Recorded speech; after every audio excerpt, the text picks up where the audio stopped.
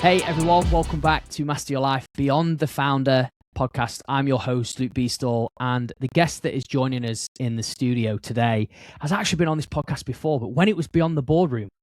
But now, I think this actual title and the way we've done this and what we're going to go into today resonates so much more, but also a lot has shifted in his life since he was on the show. So I'm actually really, really excited to be bringing Harv back on the show and for you guys to listen. And I'd honestly recommend as well after this, when you've listened to it, is go back and watch his first episode. I think it was something like maybe was it the first 20 Harv or something like that? It was very early on, weren't it, in the journey of podcasts? Yeah. So just for you guys, I'll do a brief intro, but then I'm going to let Harvey sort of take the floor and share more about what he's doing and what he gets up to. We met in the fitness space. We've been doing it for many, many years. And look, we just sort of bounced off each other, similar energy, similar values. And here we are having another conversation. And I just know you guys listening or watching this back are going to take an immense amount of value.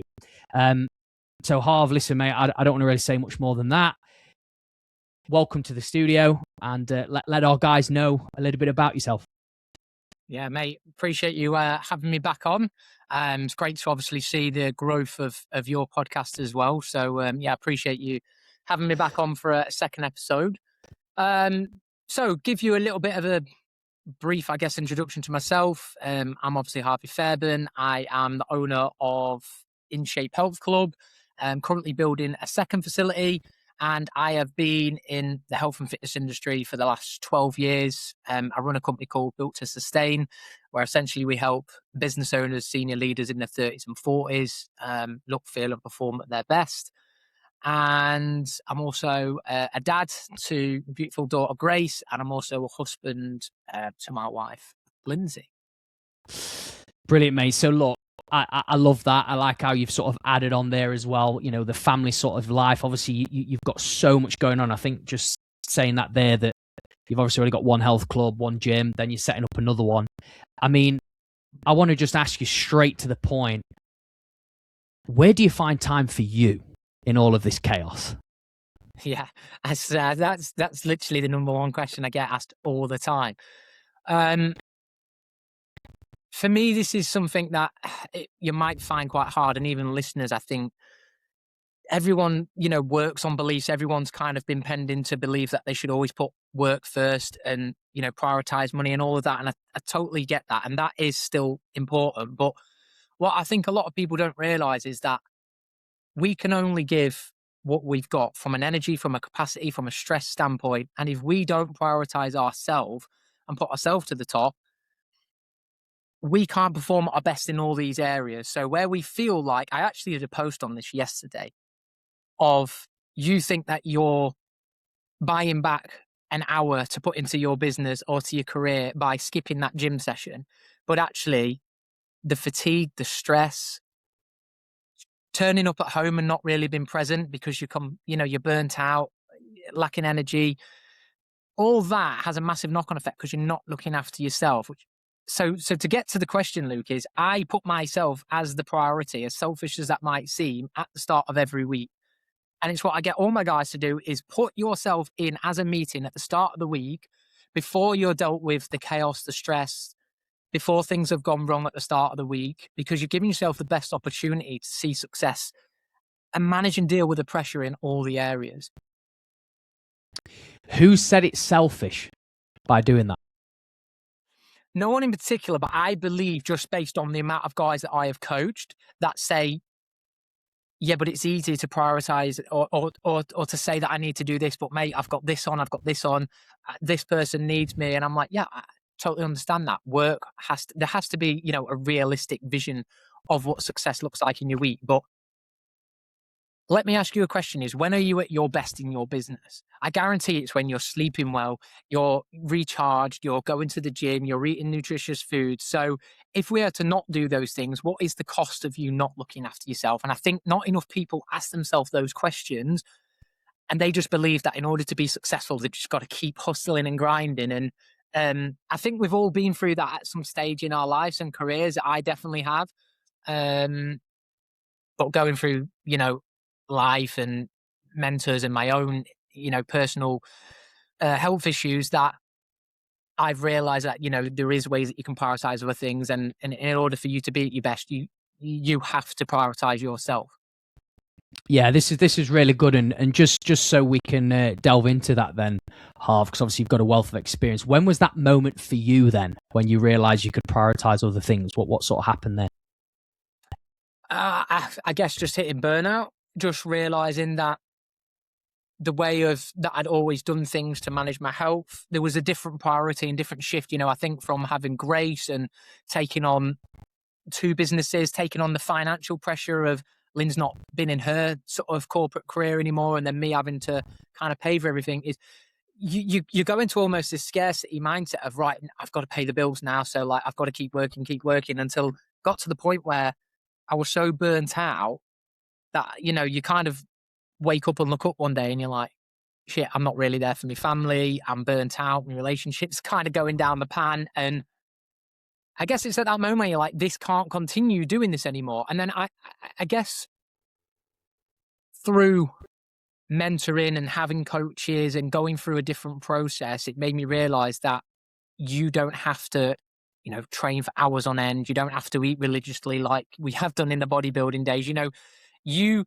My whole priority for my training now and anything that I do is literally so I can be a better business owner, better husband, better coach, and a better dad. And now it's literally like, what do I need to do as a minimum every week and a best case scenario, I guess, every week so that I can be at my best? So my training is all about now just, right, how can I be energized? How can I keep showing up at my best? It's not, I guess, from a surface level kind of perspective. It is literally just, obviously, the health benefits, which we'll go into as well because of my health journey that I've been through. But that for me, Luke, is where I kind of realize actually I can still train just 3 hours a week and still get in shape and still like spend time for the family and still manage the business well. And don't get me wrong, like there's challenges every week and it's still very hard. But what it does is it allows you to split your time.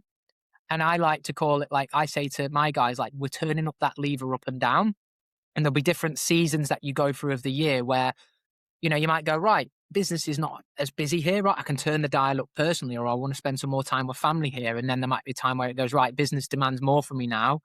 I've got to communicate that with family. And that means I've got to pull back a little bit on myself. And when I say pull back on myself, there will always be a minimum standard that I hold for myself every week. So you'll never see me not do my 3 sessions a week or, hit X amount of steps or my nutritious food. The best case is like we're working towards something, from a performance perspective, or we're doing 5 sessions, we're going the extra mile. So that's what I say from that standpoint. The standards, they don't really change. Yeah, I mean, Harv, you're talking from a sort of great point of view that obviously you've gone through a lot of self-improvement. You've been on a journey. Obviously, you now preach it with the guys. Just for our audience, sort of checking in on this, because there may be some people that are going through their own like self-improvement journey. From yours, if you was to sort of encapsulate it, what do you think has been the biggest shift for you? When did you feel that something started to really click? And what steps, what work did you have to do to sort of build this Harv today? Yeah, good question. So it's not like one thing.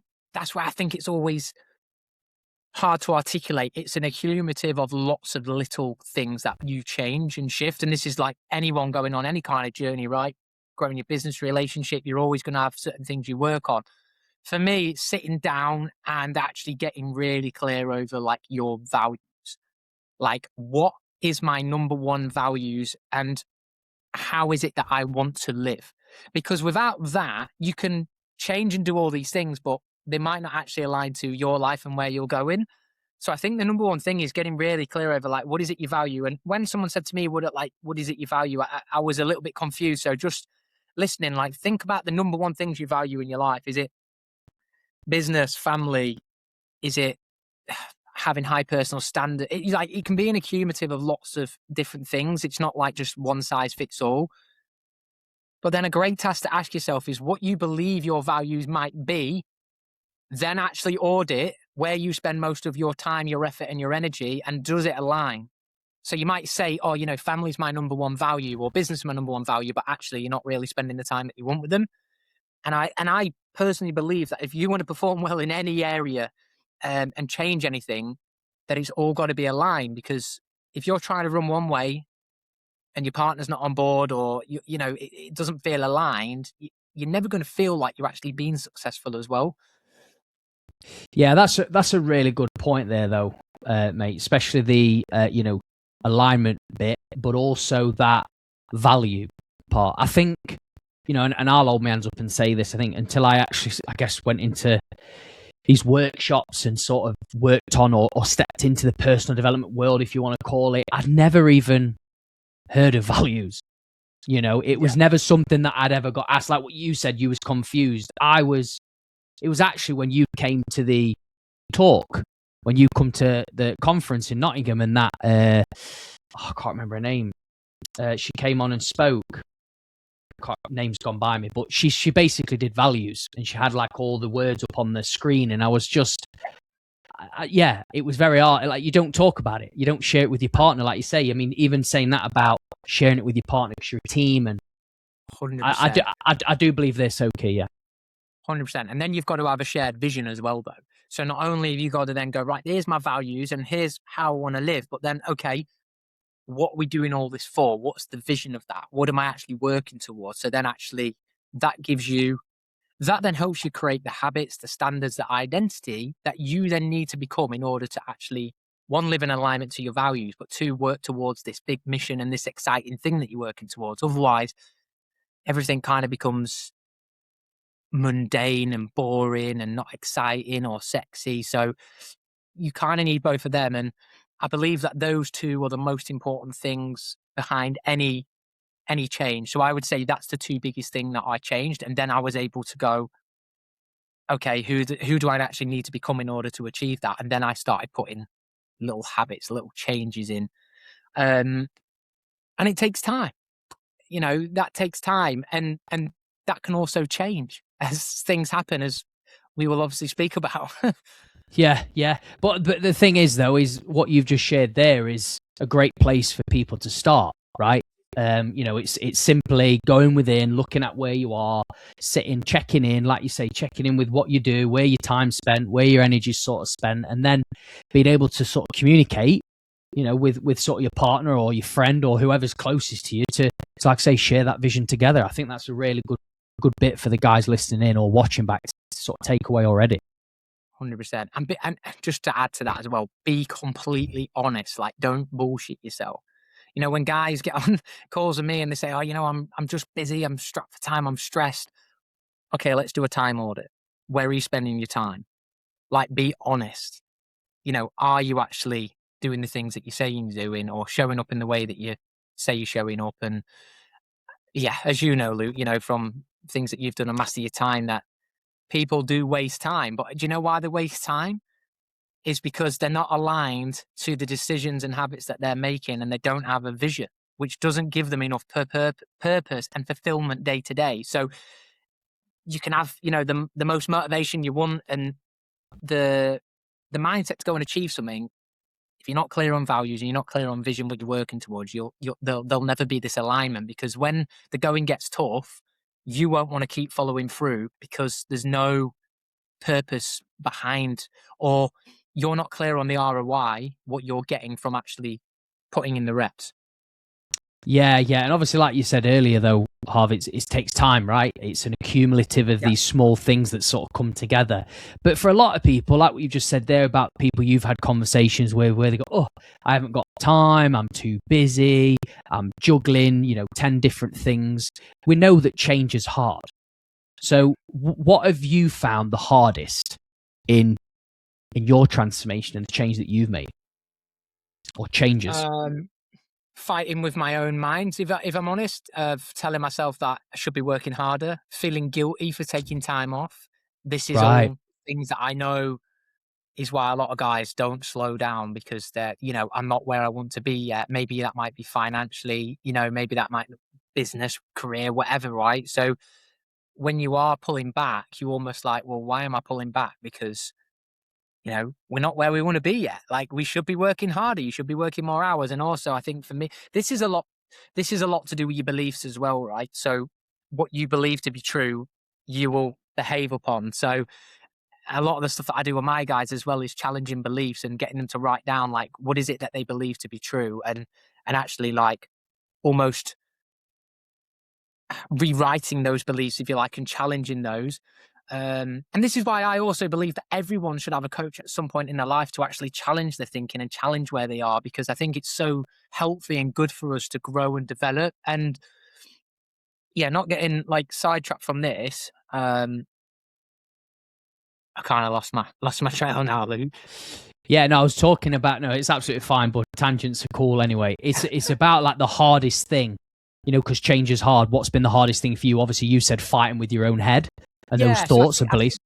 I think it's just so as I say, it's pulling back. And why I was getting on beliefs is my dad was such, you know, an old school hard worker, very successful, you know, multimillionaire. And when you're striving for success in those areas, you're like, well, you know, I should be doing that. And I know my dad's also said certain things to me along the way when he see me going to the gym or see me not in work, going, you know, why are you not working? And, oh, you're going to the gym again, you know. And then these little things that people think that don't have an impact, they stay in your mind, because when you're not where you want to be, whether that be business, relationship, don't matter, those things come back in your mind that people have said. So that's a big thing as well, is be careful what you say to people, because once it's left your mouth, you can't take it back. And that might have a bigger impact on someone than you believe. You don't know what someone's going through. And I think, you know, just coming back to that being hard is, yeah, when my dad has said things like that to me, that has made me feel so guilty for taking time.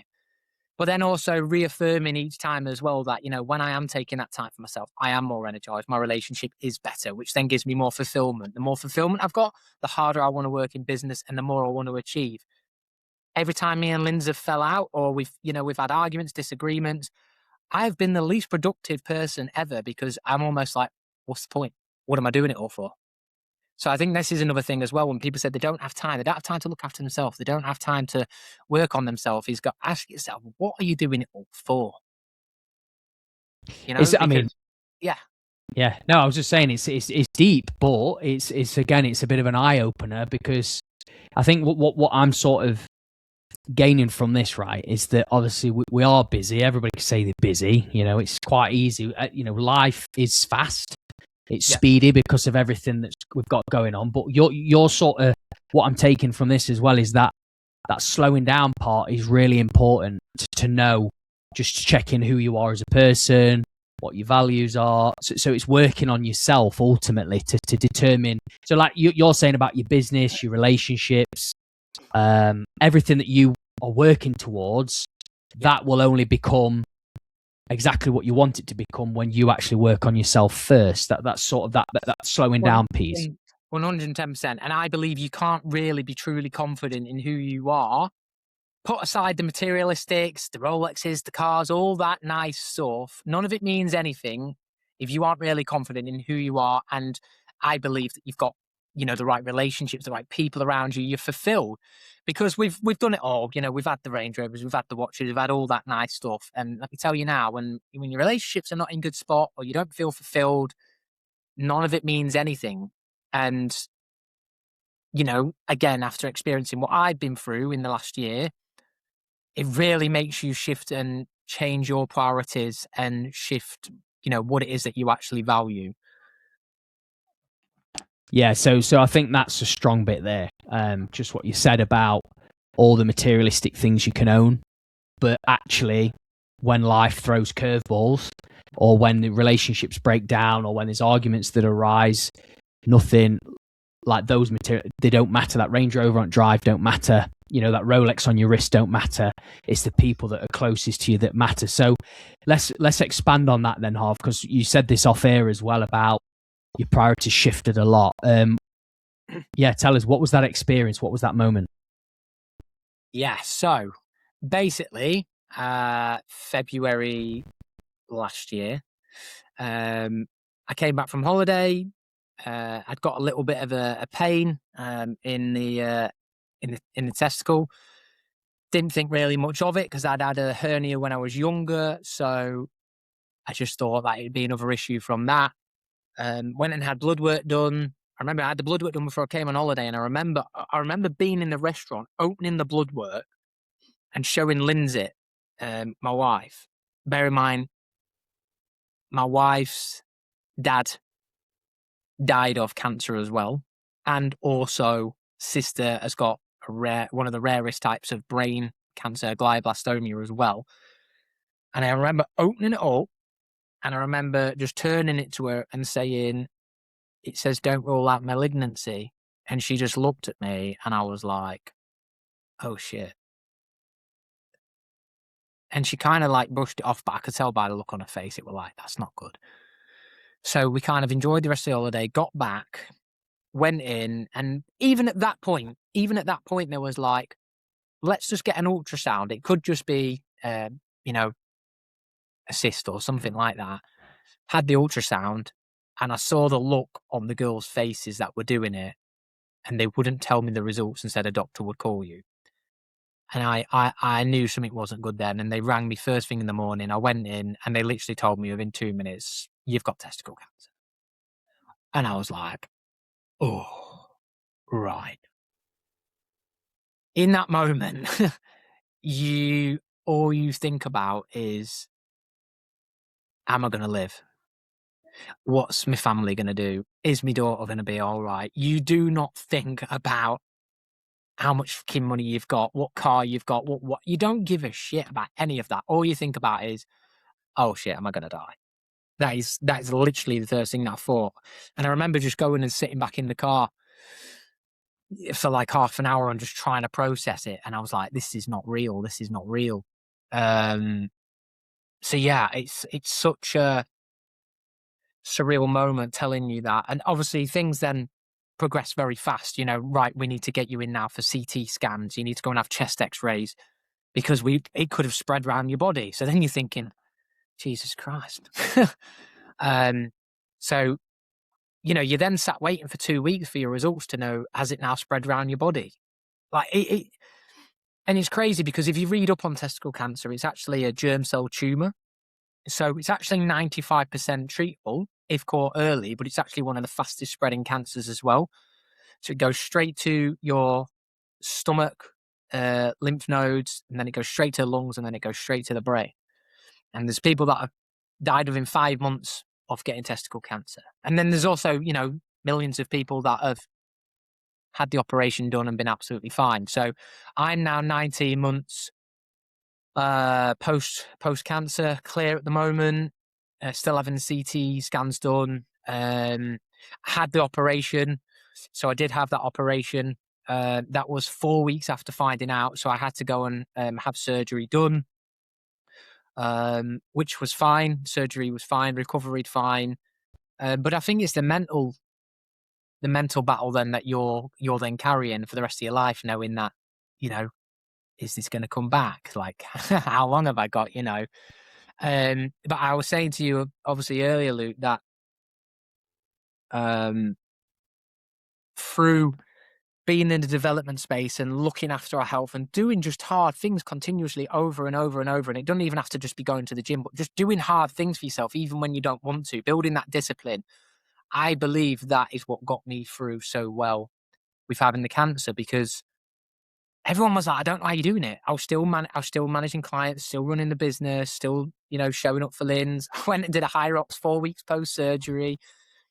That is my way of dealing with things, is to just face them and, deal with it head on. And I guess to a degree suppressing that emotion, which is not always the best thing, long term, but it was the only thing that I knew. And I believe that got me through that. And I guess from this whole experience and journey, this has really made me reprioritize what's important, what it is that I really value, not giving a shit about what other people think so much, not just being the nice guy, but actually telling people what I believe and what I think they need to hear. Like, so much has changed, mate, since going through cancer. Like, I'm just, I'm still, I believe, a really nice guy, but I also just don't take shit from anyone now, because I think, you know what, we're not here for a long time. We're here for a short time, and we've got to make the most out of it. And Why would you not want to live as you want? Why would you not want to say as you want? Why wouldn't you want to live with the confidence you want? And that's kind of what's led me into where we are now. Yeah, I mean, Harv, I couldn't imagine, mate, that sort of restaurant part where, you sort of opened it up and, yeah, that sort of came out. I mean, obviously, you're in your early 30s and to be sort of having cancer and going through it. And like you say, I think when you hear the word cancer, you think, like what you just said, am I going to die? I mean, I have to, hats off to you, massive respect to you to use it and turn it and channel it into a positive, to keep not letting it sort of dwell on you and just weigh you down. I know obviously you said about you believe that these beliefs and this work, this inner work that you've done had got you through this, because obviously, look, you're a very healthy person. You optimize a lot of things that you do. Obviously, anybody looking at it from the outside, obviously I know you, would go, how has this guy even got this cancer when, he's such a healthy, he's optimizing everything? It can happen to anybody. But what do you, if you can extend on that, what do you think really helped you get through? Because it's a very sort of like, the word cancer, everybody gets worried, and obviously anxiety goes up. So I'm just curious. Yeah, 100%. So what I will say is I'm a very anxious person anyway. I've always suffered with anxiety around my health, if you like. So probably the worst person to get cancer. The same thing that I believe carries you through in any area in your life, and it's the people around you. You can't take it on your own. I had the right people around me. They generally pulled me through. So as much as I am strong myself, and I'd love to sit here and be like, I'm this macho guy, the people around me, 100%, really supportive wife, very supportive friends. So I had a really good friend whose mum was actually going through stage 4 cancer, and he massively helped me in terms of health protocol outside of the norm, shall we say. So I was doing lots of things along that process and talking about it, being open, just talking to people, not trying to pen it all in. And then I had another friend as well that had been through stage 3 bowel cancer, that was still having chemotherapy and was still doing half Ironmans and marathons. And I'm like, if he can do that, mine's nothing. He's had operations, like almost use comparison to a degree as fuel of like, all you've had to do is lose a testicle. And that's it. That's in my mind that I almost felt guilty for sharing my story because people had been through so much. I was using their worst case to almost fuel my kind of best case in a weird way. So being around these people that have already dealt with it, that are like, mate, you'll be absolutely fine. Like, we'll get through this. Like, come on. Like, this is who you are. Like, are you going to let this thing beat you? No, you're not going to let this thing beat you. Like, that's what you need. For me, I didn't want people around me like, oh, mate, you all right? Like, I was like, nah, you're good, mate. Go and fucking get a run in. Like, don't be a little, do you know what I mean? Like, I think we need more people like that. And that got me through. People got me through 100%. That's a really powerful share, mate. I love that the people, around you are what lifted you up. I mean, they've got to have had an impact on you, because you wouldn't have gone and done a High Rocks 4 weeks. Have to get all High Rocks, baby. It's crazy. But you know what? It goes to show, don't it, that a lot of it is up in the mind. Obviously you said you battle with anxiety. You said that you'd be the worst person to gain cancer, but obviously you are calculated as well. Like, you wouldn't have done it if obviously you weren't clear, right? But it just shows how, when you've done the work, you can bounce back and still move forwards, but you become a different person. I think that's something I've gained from that. Yeah, no, 100%, mate. So I mean, look, this is so good. I mean, so you've obviously had a lot. I mean, obviously on our last episode, this wasn't part of it. It was very different. Obviously now, no, it wasn't part of the plan. Well, there's also something that I want to talk to you today, because there's also something that you are doing now that wasn't part of the plan, also for this year. So, yeah, just start with that. Where did this even come from? Yeah, so there's actually 2 parts to this, Luke. So when I was actually doing my High Rocks, I had a little bit of I don't know. Let me just go back one step. when I was going through cancer and everything, I was looking at optimizing my health, doing everything I could, removing anything processed out of my diet. Anyone that knows me knows I love a Zero Monster. I've had them for years. It's like a typical bodybuilding thing, right? They were gone. 6 months, no go. Bear in mind, I've probably had them consistently every day for 12, 13 years. Yeah, he knows. No processed food. Was spending £350 a month on supplements, invested in a full spectrum infrared sauna, ice bath. Like, I went to town. When someone tells you got cancer, you're going to do everything. You not even care what money you've got left in the bank. You will spend every penny you can to try and live longer and live healthier.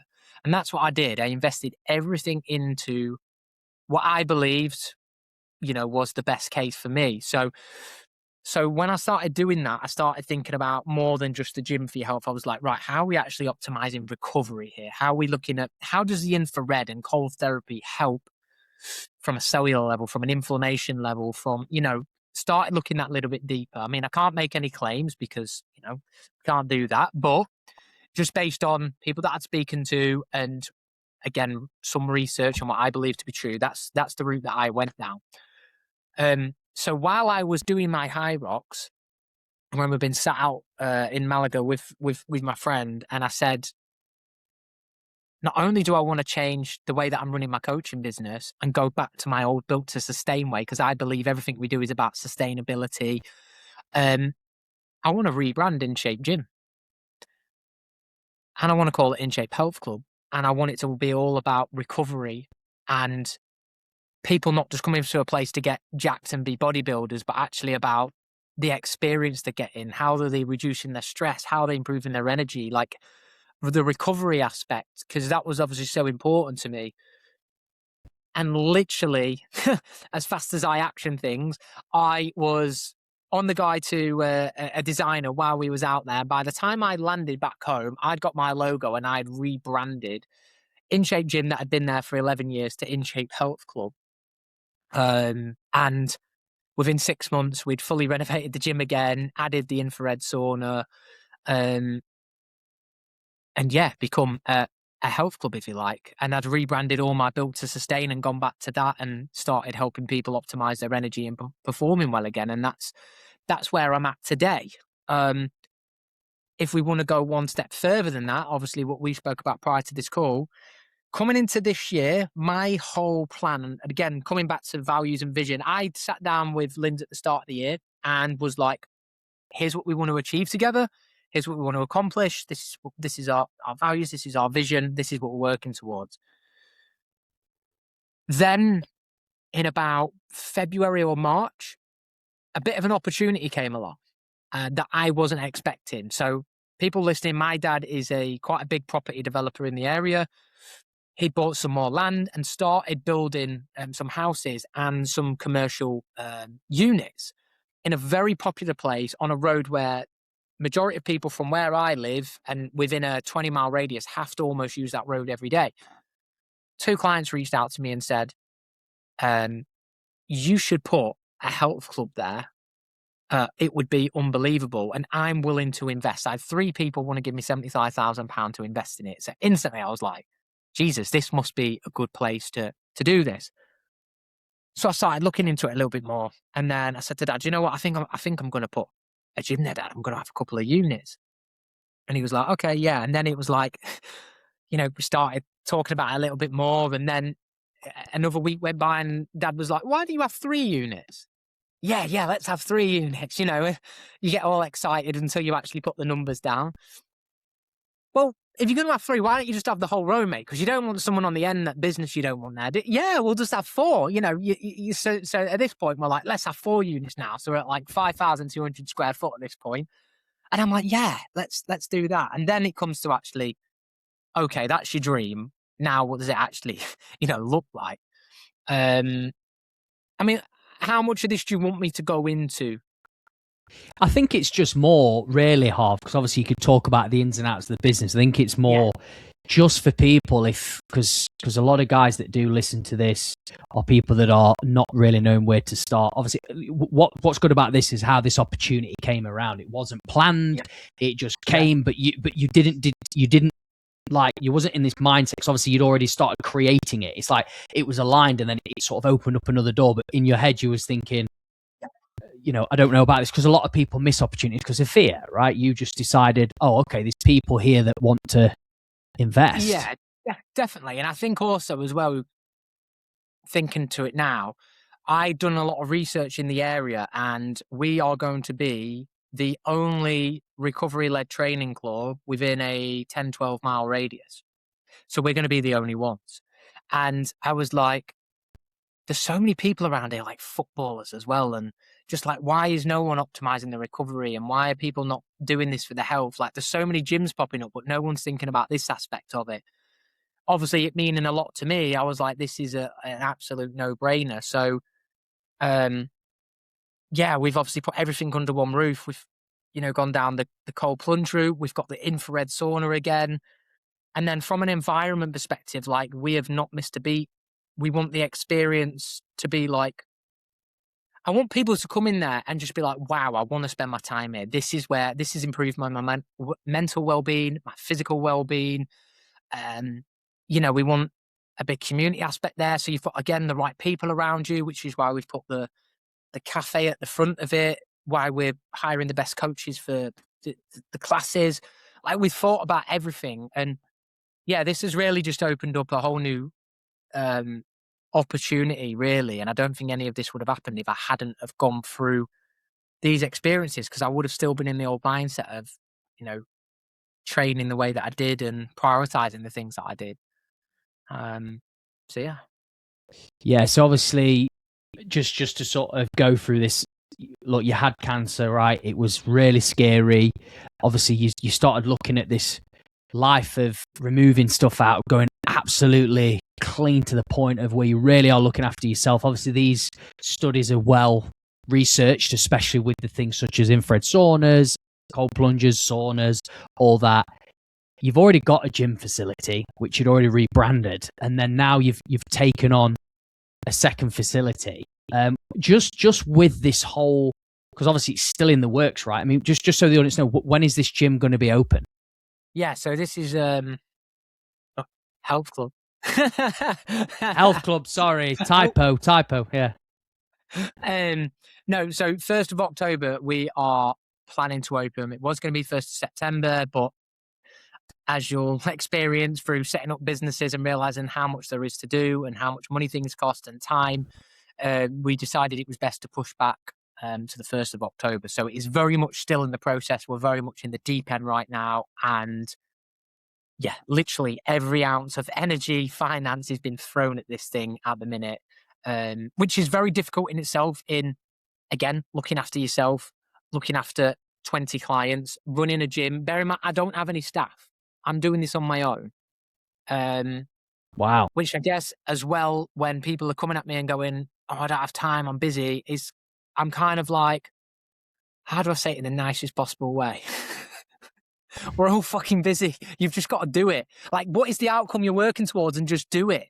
Because I'm not doing this because I have to. I'm doing it because I want to, because I understand that this is providing a future for my family and giving me a good life and the experiences and all the things that my family had. So yeah, you're all right to have a moan, and I have a moan and go, oh, I'm tired, but just fucking get on with it. No one's going to do it for you. And as much as I've had help along this journey that I will share, my dad has very much always been, if you want to do it yourself. Just crack on. No one's going to do it for you.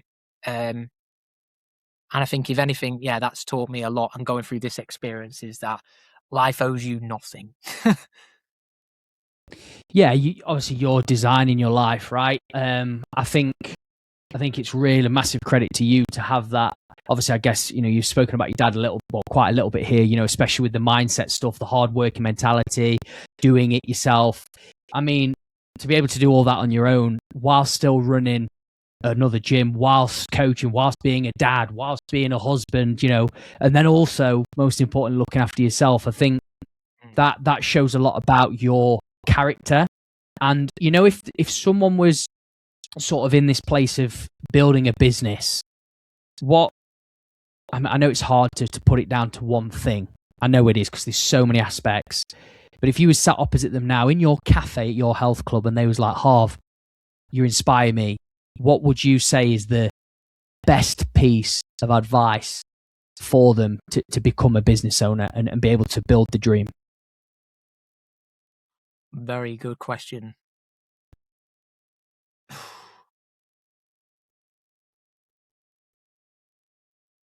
Is this someone that's not already running a business? Yeah, so they are like sat opposite you going, Harv, you've inspired me to set up my own business. Yeah. But I'm, you know, obviously I'll have all the probably barriers that we do as business owners or anybody who is a business owner. We all sort of struggle with similar things, even when we are running businesses. We're all human, right?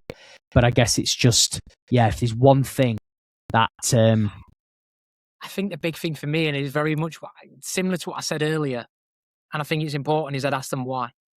Why do you want to set up your own business? Because then it goes down the trail of all the other questions that you're looking for. Why do I want to set up a business? Well, maybe it's that I want more freedom. Maybe that's that I want more financial. Then you can start asking yourself the questions of, okay, do you realize what is required in order for you to achieve that? Are you okay with that? Are you willing to do that? Like, do you know what I mean? It's a really hard question, that, because while you can be inspired by other people, and this is what I say with clients as well, be inspired by them, take traits from them, integrate that into your life, but don't follow just what somebody else has done. Putting this in an example, we look at the High Rocks trend now, right? Everyone jumping on High Rocks. Everyone loves High Rocks. It's great. I think everyone should do one. It's great, right? But is that right for you where you're at right now?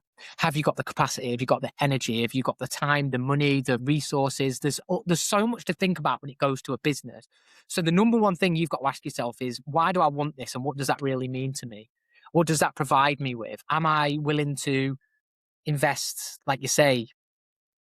Am I willing to sacrifice in order to get the ROI that I want? Start there and ask yourself and get that clear on paper, because then you can start to put a plan in place. If you aren't clear on why you want it, just because you've maybe been inspired, which I think is great, by the way, you end up going down a rabbit hole and you'll end up building something that you might not even want. And I think I've experienced that with an element of coaching and doing certain things. We spoke about this before, Lou, that in order to even grow my coaching business, there's certain things that are required in order for me to go to that next level.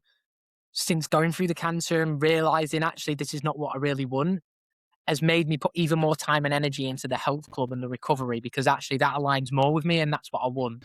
While I might be able to earn more money doing the coaching and it might be a quicker return on investment, is that actually aligned to me? Do I want that?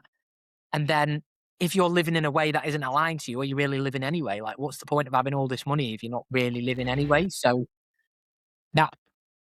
that for me is the most important thing, Luke. I think getting clear on why you want it and what you're looking to get from it, then building from that.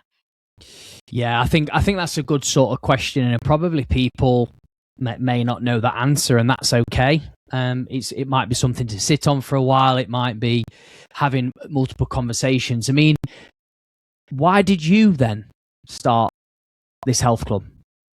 Yeah, as in when I first set up the gym. No, this second one. So obviously you've already got one. It's going well. I know obviously you've had this, but why now? Yeah, couple of reasons. I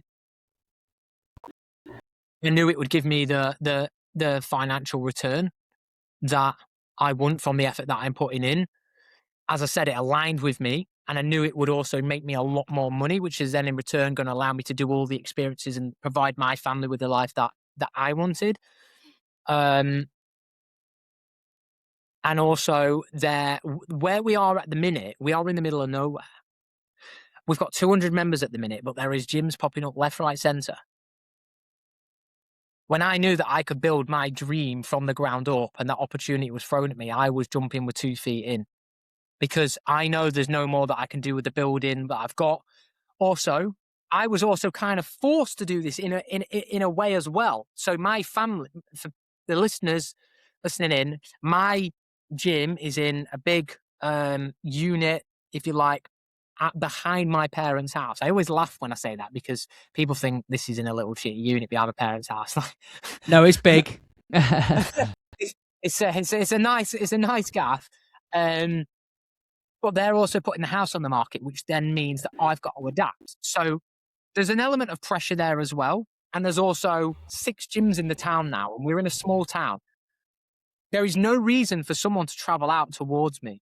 So I'm very fortunate that I've built a good brand and reputation that 200 people still want to go out their way, like 4 miles out their way each way, to come to a health club that is also £10 more than all the gyms in town. So I'm really privileged to be able to still do that.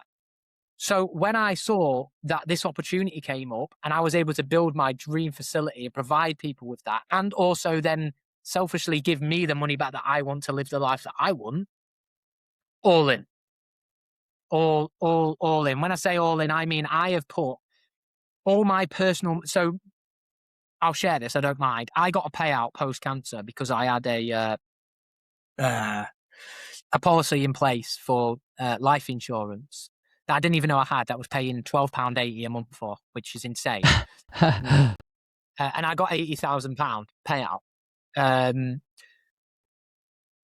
Again, you know, I was told to invest it, put it on all the right places. Let me tell you now, when you've been through cancer, you are not thinking about saving your money. You're thinking about experiences. We spent 20 grand in the last 12 months just on holidays, experiences, enjoying ourselves. That will buy itself back so much for me now to want to work harder. Of course, I could have put that in an S&P or invested it. Do you know what? I invested it back into family, and that's made me now hungry because I now want to be able to take them on more of those things, which require more money. So you've got to keep working harder, you know. But talking in the materials as well, I bought cars and done all that, and I've sold all that off now, and I'm really not interested in that now. All I'm interested in now is this health club and building a great life for our family. So all in, I have put £60,000 of my own money into this health club. I've also borrowed £140,000. I've taken some of the money out of my other businesses, and my dad, as I said, is actually helping build the current facility that we're in right now. So we've invested so much into this place. Like, if you look at my current health club, you know, quite small in the grand scheme, but it's my baby because I've had it since I was like 18 years old. This is like, yeah, another level, and we've invested everything into it, emotionally, energy, financially. There is no plan B. There's no plan B. So what's this as a sort of estimate? What do you think this is going to cost you to set this health club up? Roughly 450,000.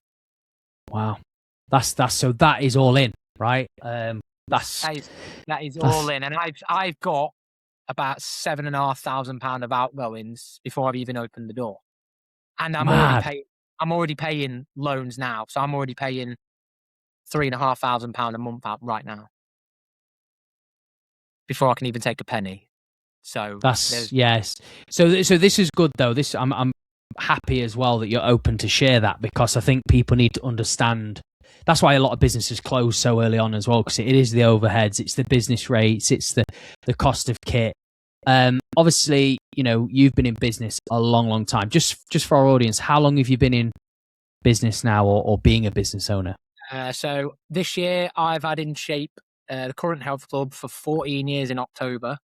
Wow. So I got into business very young, just again, out of more insecurity. All my family been successful having businesses, and the gym that I was going to had only been open 3 years. 3 ladies owned it. It wasn't really earning much money. I was trading there, and 2 of the other ladies left. There was 1 lady left, and she said, I'm taking literally about £600 a month out of it. I think I'm going to sell it. And I was like, I'd found something that I really enjoy. And I was like, no, don't shut down. Like, this place is amazing.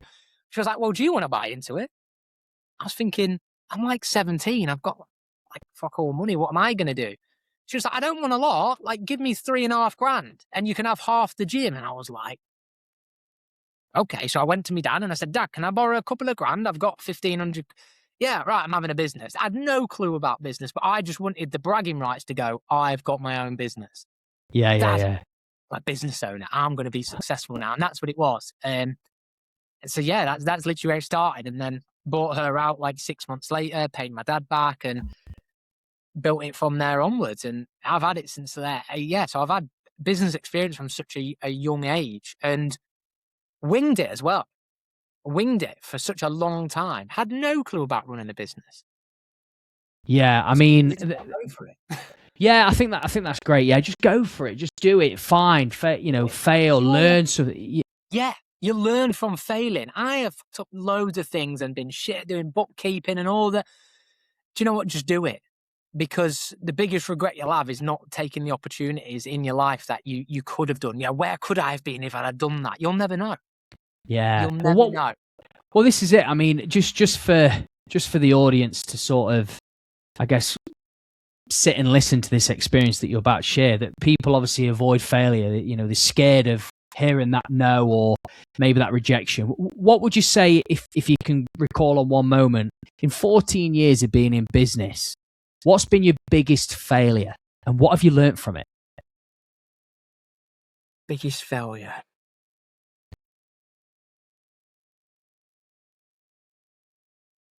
I've made lots of bad decisions, I guess, in business. Made decisions, I guess, without really knowing if I should have made those decisions. Not really listened to the people, like especially at the health club, not really understood what they wanted and just selfishly did what I wanted. Wrongly or rightly, that didn't go in the way that I wanted to. I also know gym owners that have just solely built gyms around what they want, and that's worked really good because you attract your people. But there wasn't enough of those people in my area, and that kind of backfired on me. So, yeah, I can't really give you the detail as such. And then I guess, what do we class as failure as well? I mean, there's been times where I've seen myself as a failure that maybe have not necessarily been a failure. And maybe you've experienced this as well, Luke, from a coaching element when, we've been in the mentorships, we've been earning, lots of big money, if you like. And then all of a sudden that halves and then you feel like you're the failure, but markets change, people's buy-ins, perspective change. And I guess I felt like I was a failure. I guess the biggest thing is feeling like you're failing because you're not earning the money that you want and placing all your success just on that number. That's what I would say. But also, there's so many elements to this, and I don't want to get sidetracked, but there's also, like, you can't people please in business as well. You can't please everyone. Trying to please everyone will lead to failure. And I've realized that as well. Like, I've spent probably well over 100 grand at the health club we're at. I've put my own money in. There's been weeks where I haven't taken money, months where I haven't taken any money and just invested back. And Lindsay's gone like, what are you doing? And people just don't give a shit. You've put their price up by £1 and they've left. You're just like, no matter what I do, I can't please it. So sometimes at the same time, you've just got to do, you've got to do a bit of research and ask what do people really want. But then also you've got to do what you want as well. So do you know what I mean? It's a hard one. In terms of actual failures, I mean, like I said, I've made lots of mistakes. I've messed up and not communicated things right in coaching and done certain things that I maybe don't agree with. But actual failures, I mean, I don't know. I think we've all been through hardships in business, and it's about just keep showing up and keep putting the reps in. But I don't know if I've failed as such. I don't know if that sounds right. Like, I've gone through a lot of challenges and really hard times in business, like really hard, of like, can I keep doing this? But I don't know if I've failed because I've just kept showing up. Yeah, definitely. I mean, we could reframe this, Harv. I mean, obviously, like you say, you have a lot of hardships, you have a lot of challenges. Like you say, I think a good point that you shared there, which obviously I can put my hands up and relate to, and I'm sure people listening can relate to it a little bit as well, is sort of trying to think that you've got to sort of earn a set amount and the number defines you as a business owner. But if we reframe it as this, what is there anything that you've sort of started or created in your business that has sort of shocked you, but in a negative way? So maybe it was something like, right, I'm going to set up this thing, or I'm going to launch this thing, or I'm going to create this thing, and it's completely gone the other way, and it's sort of, and then it's made you change in a way because you've learned from it. From a coaching side, probably more, yes. Spending time, wasting times, doing certain trainings. You believe the value, and you build all these resources, and you just get it's shiny object syndrome. You get distracted by things that people don't really need what you think they might need. Or actually you're avoiding doing the stuff that you know is really going to move the business forward and move the needle forward. But rather than tackle those things head on, you start going, oh, actually this thing's nice and I enjoy doing this, and you start doing all the tasks you enjoy, and that's not how business works. And would I say backfired? Yes, because as a compound effect of that, business has then had a knock-on effect because we've not spent the time in the places that it's needed, and that's subsequented to lack of revenue, lack of new sales, even current clients not getting the service because you spent so much time trying to develop this thing that they don't even really want. So, and I've probably done that a couple of times. But the big thing that I really do want to share with business is you'll never have it figured out. And that's a big thing that I've come to realize is actually, do you know what? It doesn't need to be perfect, and it never will be perfect, because when you're like us and you're so driven and you want everything to be so good, you'll always want to keep developing it. So I'm almost now like, don't waste too much time and move with speed. Speed wins the game with everything. Hence this health club. Like, right, that's a good idea. That's going to cost a shit ton of money. Go. Just go 2 feet in. I did it the same with the current gym I'm at. I had another career. So I was working at DS Smith Packaging at the same time as I was running the gym. And I knew in order for me, if I really wanted to live the life I did and actually build that gym and take it to where I wanted to be, I had to leave this stable career that was paying me £20,000. I just signed my mortgage on the day. And I was like, I've got a decision to make today. I'm coming up to 5 years. Everybody says you will, past 5 years, you'll be there forever. And on that day, I walked out. The day I signed my mortgage, I walked out and I never went back again. That was it. And that was a big decision. I gave up the £20,000, the security, to go all in.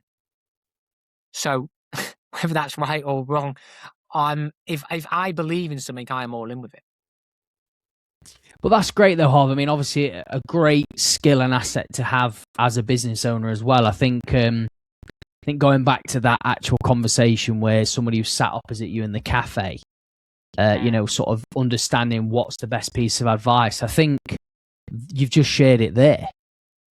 You know, you don't have to have it all figured out. Please, analysis paralysis. Yeah, you could sort of perfect everything and make sure all your eggs are in a row before you decide to go for it. You've just stated right there. Then your statement is, listen, I've taken, like, you obviously clearly have taken risks, but you've decided that I believe that this is going to work. So, yeah, I think you've given it quite bold there on what it's going to give to our guys in regards to what's going to help you just go for it.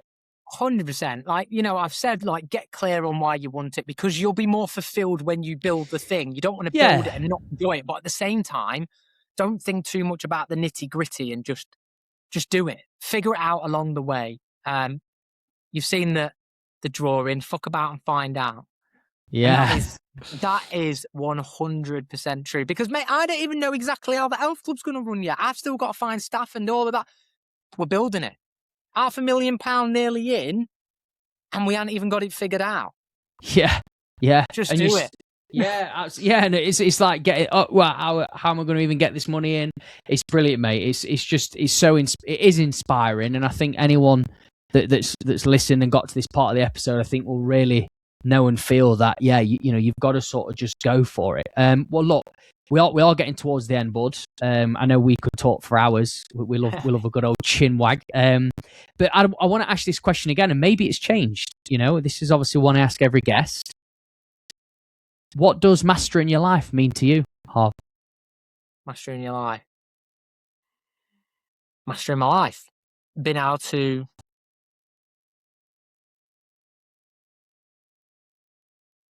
live in a way that's aligned to me, make decisions that I want without, I guess, having to, I guess it's financial for me, Lou, without having to worry about financials. Like, being able to live how I want, to my values, and not having to worry about financial. That's me mastering my life, because my values are my relationship, my kids, my family. So all that is included in that. That's to me mastering my life. I've got my family, I've got the financial freedom, and I can live in alignment to how I want. Brilliant, mate. No, that's great. Well, thanks for sharing that. You have to recap on the old version, mate, from a couple of years ago. But look, if anyone is sort of wanting to connect with you, maybe even send you a message, where is the best place for them to find you? Probably Instagram. I'm on LinkedIn as well, so it's just Harv Fairburn on there. Same on my Instagram. And if anybody wants to give the new journey venture a little follow, we're down in Holton Clay in Lincolnshire, and it's literally inshape.holton on Instagram. If anybody wants to check out the journey, I'm putting quite a lot of updates on there of what it takes to build it. So if anybody wants to follow along, then it's there. Yeah, I think it would be definitely a smart decision, even if the guys aren't local to the area, to follow it anyway, especially because you're showing that journey from, like I say, the bricks and mortar, basically half a million business, going into something that, you know, like you say, you've just openly said on this sort of show and episode, I'm still figuring it out, which I think is so raw, which is so good. I will make sure, though, as well, mate, that the links are sort of in the show notes so people can click. Obviously, this is probably going to be the most relevant episode in regards to speed turnaround. It's going to be released out on, obviously, this weekend, so at least people know that it's totally relevant. But look, final thing from me, mate, I appreciate, you know, you coming in and joining us again. And when you sort of reached out on the Instagram, Matt, and I was definitely going to take you up on that. So I appreciate you coming in and sharing your story again. No, I appreciate you having me on, mate. Thank you very much. Hopefully someone can take one piece of value away from it. 100%. Well, I already know the will, mate. It's been a class episode, and I've enjoyed this.